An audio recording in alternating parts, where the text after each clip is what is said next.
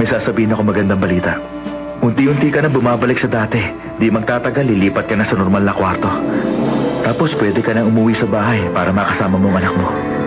Kasi, alam ko na may anak ka na. Maganda ba yung balita? Oo naman, maganda yung... Ay, pasensya ka na, hindi ko sinasadya. Ay, ano ba itong nangyayari sa akin? Pero totoo ba talaga yun, doktor? Totoo ba yun? Hindi ka ba nagsisinungaling sa akin? Oo, totoo yun, Marichoy. 100%. Paano? Kasi sabik na talaga ako makita si Juanito. Bawal kasi siyang dalhin dito eh. Ganun nga, pero naniniwala ako malapit na kayo magkita. May matagal na akong gustong hilingin sa'yo kaso nahihiya ako. Pero parang lumakas ang loob ko ngayon kaya hihingin ko na. Sige, ano ba yun? Sabihin mo lang. Kasi kung papayag ka sana, gusto ko sanang hipuin ang mukha mo sandali. Kung ayos lang naman sa'yo.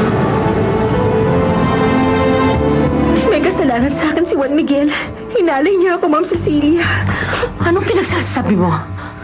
Totoo, inangkin niya ako tapos ngayon ayaw niya akong panagutan. Hindi ako naniniwala sa sinasabi mo, Ana Julia. Hindi totoo yan. Hindi yan mangyayari. Kayo ng pagkakakilala kay Juan Miguel, Ma'am Cecilia, masama siya. Hindi niya ako tinitigilan.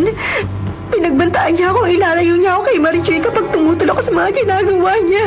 Kung ganun, bakit hindi ka man lang nagsasalita? Dahil nasanay na ako sa pagbabanta niya. At saka mahal ko siya. Ay, Ngayong alam na niya, gusto na niya akong iwan. Napakasamang tao ni Juan Miguel, Ma'am Cecilia. Walang hiya siya. Hinamak niya ako gaya ng pangahamak niya kay Marichoy. Anong problema, doktor? Ikaw naman ang kinabahan ngayon, ano? Nako, hindi. Bakit naman ako kakabahan? Kasi kung isa ka talaga sa mga doktor na nag-oopera sa mga bulag na tao, dapat ngayon, sanay ka nang hinahawakan ng ibang taong mukha mo, hindi ba? Oo, alam ko, pero... paano kasi? Sige na, pumayag ka na. Sandali lang naman eh. Lumapit ka rito. Huwag kang matakot, hindi kita kakagatin.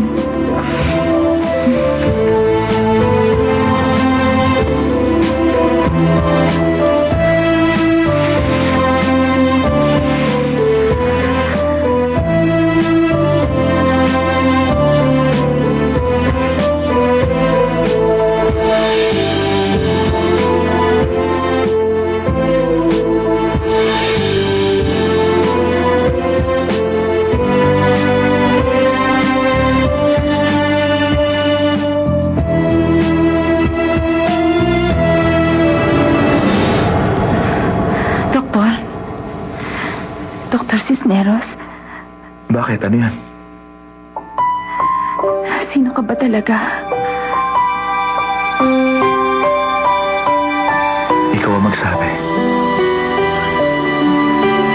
Marichoy.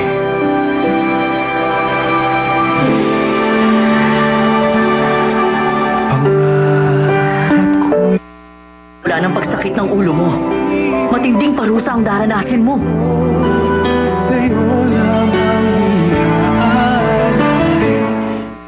Ang programang ito ay inihatid sa inyo ng Bear Brand Choco at ng Bear Brand.